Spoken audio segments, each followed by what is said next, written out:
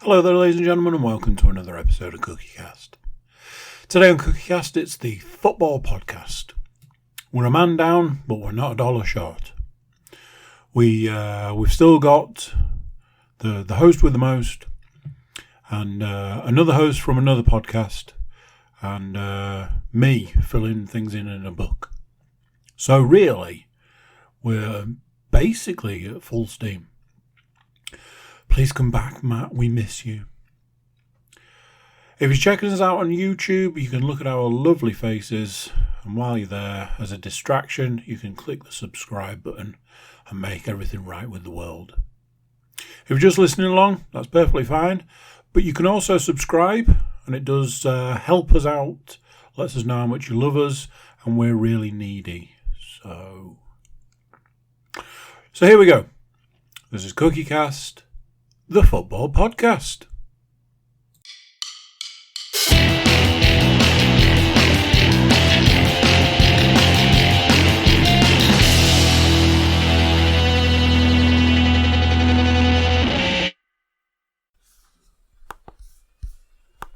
Recording in progress.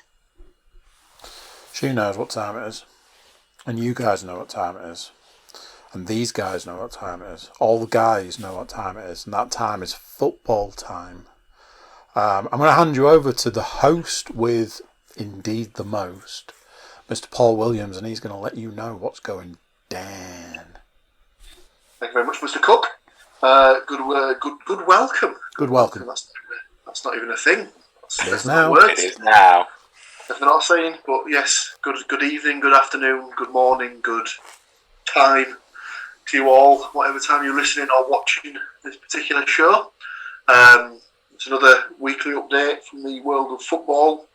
So you'll be getting some Borough, Hull, and conspicuous by his absence, Forest based chatter, maybe less on the latter than the former two, but we'll cross that bridge when we come to it. So yeah, welcome along to the as yet untitled football podcast, which may change, as the name was suggested. Yeah, there's been rumblings. So I'll leave that for later on in the podcast, because he might want to drop that when he's giving us his information about said game from last week. But let's say we'll come to that in due course. So we're going to have to do it a bit about face this week, because we're going to have to go through the Forest game, but without the Forest contributor, I suppose is the best way to describe him. Nottingham Forest representative Matthew Moore. Yeah. So we'll dive straight in with last week's results. So I will just bring it up in front. I believe it was a 3-0 win for Nottingham Forest, but I will just double check. You are correct. It was indeed. Because I believe, annoyingly, on the football bets that I occasionally place, I had Forest to win, but both teams to score, and Birmingham couldn't even do me that solid. Those little bastards. But yes, it was a Birmingham 0, Nottingham Forest 3, with goals by Lewis Graben, Ryan Shithouse Yates, and a goal by Jed Spence. Obviously, listeners to the podcast for a long time will know that's a name that they've heard mentioned for other teams on this podcast. But we won't go into that, because that's going to make me annoyed. So we'll leave that for the next section of the podcast, when I'll get even more annoyed. Spoiler alert. But yes, so Mr. Cook is going to have to do us the honours there of divvying out points and whatnot. I think there might be some points, because Lewis Graben's are normally a positive goal scorer to be picking. So there's been an interesting development in the points this week, because somebody who is known about these parts to have an allergy to points clearly came out of retirement this week. Anyway, that's jumping ahead. Paul, you had a 1-2 on the books. Does get you a point, and that's where your points stop. Unbelievable. Stu, you followed suit with Paul, and you also went with a 1-2. Same for you. You get the points. I'm not sure if it was intentionally designed to poke the bear, but you did pick Yates to score. He's not here, but he is in spirit because Matt channeled his inner James Panas and went with a 1-4. I mean, weirdly, he was close in a lot of ways. Of his technically five goal scorers picked, it was just the mighty Lewis Graven picking up points. For Matt, I was not as convinced as you boys, so I just had Nottingham Forest down to win 1-0. I also thought it was a good idea to poke the bear, and I did put Yates down to score. Anybody who's got their abacus or calculators out right now will realise swiftly that Paul was the only one that got 1 point. Everybody else, 2 points. So,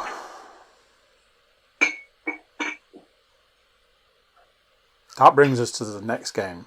The next game of the week, where not one, but two. Oh God, what's he doing? What's he bringing into the shot? Oh, God. Look at it. Look at that. You YouTube watchers are in for a treat right there. Look at that. Come on. I mean, surely in theory, you should pan that down and it should say UTB at the top, in the interest of fairness. We'll talk about fairness in a minute, Paul, I'm sure. Of course. I honestly don't know who to, digitally hand the mic over to at this point. Definitely go to the person who went to the game. I think I'm probably going to go with Stuart Woodmansey. Stu, as our man on the ground, as our correspondent who we sent to the game, clearly, lay it on us. Okay, so much to probably nearly everybody's surprise, the final score was Hull City 2, Middlesbrough 0. Absolutely nothing. Not for the want of trying, I may add. I'm sure that Paul may have his own thoughts on a certain disallowed goal from late on in the game, if indeed he has seen that. But basically, as we know, I went to the game, took my boys to their first ever football game, didn't want it to be a boring game, so I know what I picked in the hope that would not happen. It certainly hasn't happened, and granted there was no goals until like the 80th minute, but it wasn't a boring game in any stretch. I really enjoyed it. I think City came out of the blocks absolutely raring to go. First 10 minutes of the game was pretty much majority Hull, but then they let Borough get a bit of a foothold in the game, and after that it was pretty much one-way traffic until half time. Second half kind of carried on in much the same vein. However,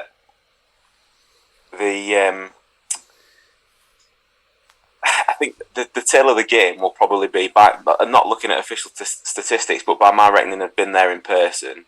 Borough probably had 4 chances and didn't take any, 2 of which were almost clean through on goal. City had 3 chances and scored 2 of them. So it was great. I like for a Hull fan, obviously it was incredible. I was pretty much behind the goal where both goals went in as well in the family stand with the lads. So it was a pretty good day for me. Nice to be back live action as well. I will say I think the most interesting part of the game for me was somebody who definitely hasn't had a high rating specifically from me before, was Tom Eaves versus Sol Bamba. 2 big lads, and Tom Eaves was getting absolutely nothing off that referee. Every time there was a challenge between the 2 of them, Eaves was getting blown for backing in. Despite the fact that if Bamba had wanted an Eve shirt, they do sell them in the shop.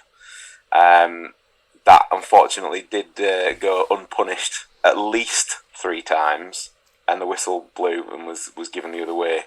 Obviously, you can think I'm looking at that with my rose-tinted glasses, but I'm pretty sure that Eves' shirt was at least 3 sizes bigger than the tag size on it by the time they'd finished. So, yeah, it's interesting. I always find that a bit awkward. Like you have a team with a focused striker in it like that, somebody to play the ball into and hold the ball up. Yet they can seemingly get wrestled to the ground, and it's not just for Huller. You see it time and again. The decision goes the other way, but yeah, very much enjoyed the game. Very happy with the result, and it took Hull out of the bottom 3 as well. So even better. So you're going to need some goal scorers now, aren't you? I mean, if you've got them to hand, yes. Well, obviously ingrained in my memory from the Saturday. Initially, it looked like the first goal from where I was sat was definitely going to be a Keane Lewis Potter goal, and even in the ground, there was this moment of yes, we've scored. Oh shit! I know I definitely didn't pick him, but the volley at the post was coming back out and hit the back of the Middlesbrough goalkeeper. So officially, as per the powers that be, the first one goes down as a Joe Lumley own goal. First own goal of the season for Borough. From him specifically? No, just for Borough. Ah. Is OG going down as top scorer? Howson, Hall and Lumley. So we went. So there's a couple of stats that came up from the game. So obviously that put us top of the own goal charts for the season on our own, with 3 above Huddersfield on 2. From everything that I've seen on Twitter, and there was something I heard like earlier on today. It sounded like someone said that they didn't feel that Borough did enough to win the game, but they certainly didn't think that they didn't think that a draw would have been unfair. And obviously the sort of the momentum just completely shifted when obviously the own goal went in, and it sounds like you basically summed that up perfectly yourself as well. There was a moment as well where at 1-0, like I said to you about the disallowed free kick, Borough absolutely spanked it top corner, but unfortunately I can't remember the player who it was that was deemed to be interfering with the wall. Right. So the referee had blown the whistle before the ball was struck on that basis. Even like I say, it was a great free kick, the first one. Second one was put well into the stand, yeah. So, but the second Hull City goal was then scored after that by Malik Wilkes. I thought he was going to miss it. he sort of checked his run by backheeling it to his left, and Eves was just there in space, and there was the tiniest gap between the keeper and the post, and he just squeezed it in off the inside of the post.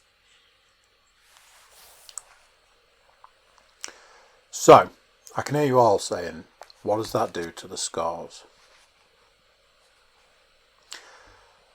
Nobody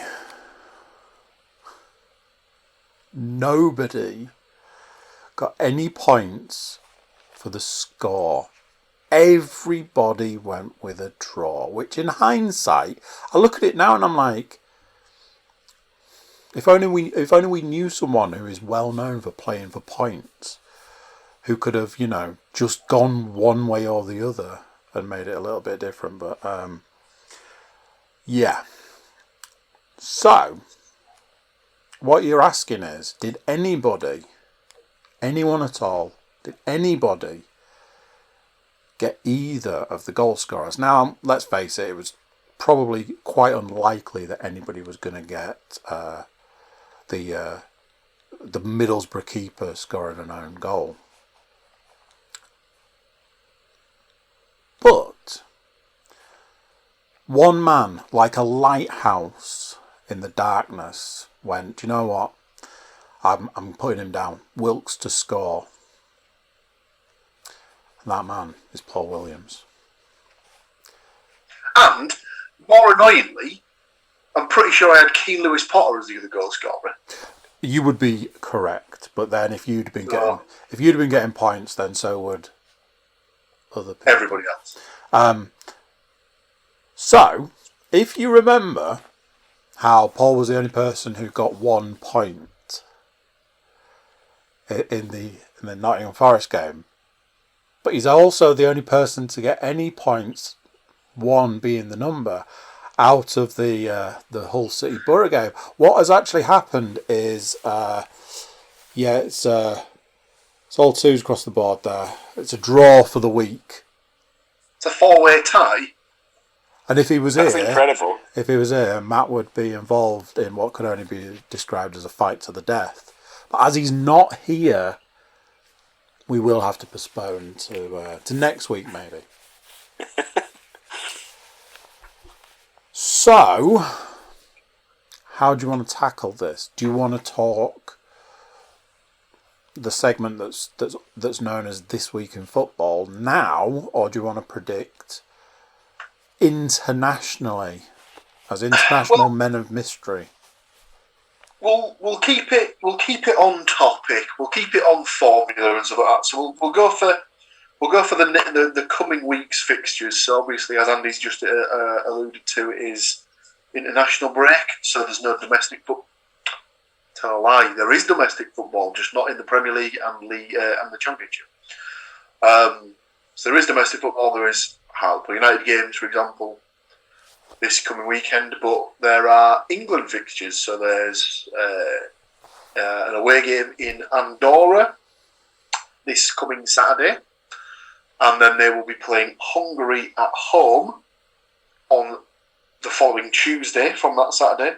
And they are both World Cup qualifying fixtures. So we'll have a go at predicting those, see how close we can get to any sort of a relevant pick. I was trying to find the England squad earlier and I was struggling. Seen a few people come in and a few people drop out and stuff like that. So I managed to find one shortly before recording that said it had been updated like 46 minutes before that.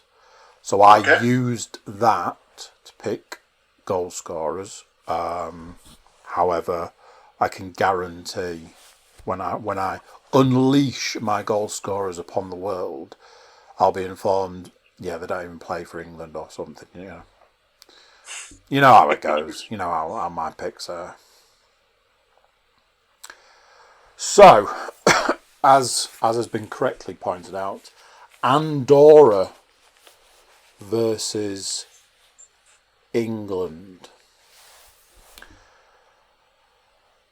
As it's I was going to say as it's nobody's team, but I suppose it's everybody's team. And I have, and if he hears this, I have left a spot open for Matthew's prediction. But right now, we don't have those numbers. As it is week in, week out, I have actually gone in on both games. But Stu, thoughts? Okay. I am going for a 0-4. 0-4. Interesting. So goal scorers for England. I am going to go for Saka. One. Saka Souffle. Lovely. We'll go for Grealish because he's got to score at some point, other than roll around on the floor. I will go for Jesse Lingard.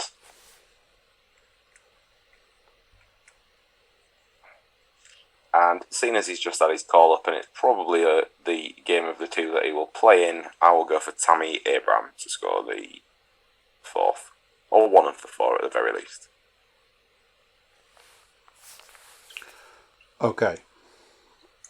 I like what you're laying down there, let's face it. It's sounding all good. I have gone similar a little less confident. It's 0-2 from the big man. I've gone with Saka and Sterling to score. Paul? Yes, Andrew? Thoughts? Right then. So far we've had 4-0 and 2-0, yeah? 3-0? No, go the other way. 1-0? No, go the other way. 7. 5. I'll go for 0-6. This guy's playing for goal scorer points here. He's just going to list off the team. Make sure you put the goalie down. Yeah, and I'll go for a goal each for... Shots fired. So there was something I've just seen on the Sky Sports website, or the Sky Sports app, in fact, sorry, that said something along the lines of new look England side expected for Andorra. So whether that can be trusted or not, we'll wait and see. But Ollie Watkins is in the squad, so unless he's dropped out, I would like to put him down for 2 goals, please. Okay. I'll also go for a goal for Phil Foden. Okay. Jesse Lingard. Okay. 1 for Jadon Sancho. Okay. And I think he'll come on towards the end, so I'll go for Sterling. Okay. All in the book. All in the book. Next up, we have England taking on Hungary. Stu, you went first. I went second, but I'm going in. I'm going in straight in. It's in the book. It's written down. I can read, sometimes. Just 1-0. Just 1-0 to England, obviously. Kane to score. That's it. That's all she wrote. That's it. Right there. Paul, you went last, so how about you go next? I was going to say 1-0 myself, but I'll go for 2-0 instead. Definitely play for points. Scores. And I'll go for Kane and Sterling to score.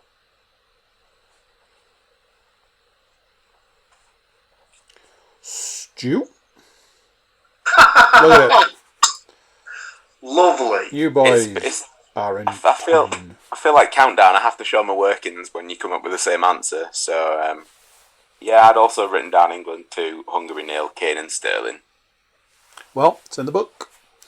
That's that. That is that. Done and dusted.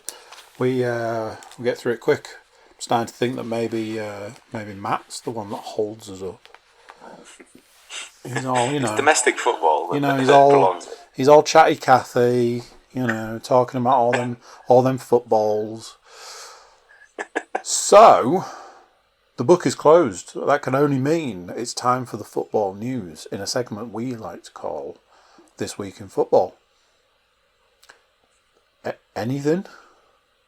I realise it goes real quiet when international games start. So it could be renamed "What's Happened to Derby this week" in some phase. Not a lot is also the answer to that question. Yeah.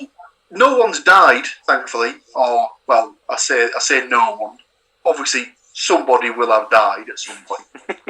Probably keep it light, Paul. Keep it light. Probably connected with a football club, but as at time of recording, no one of a big name, you would say, in the football fraternity has passed away.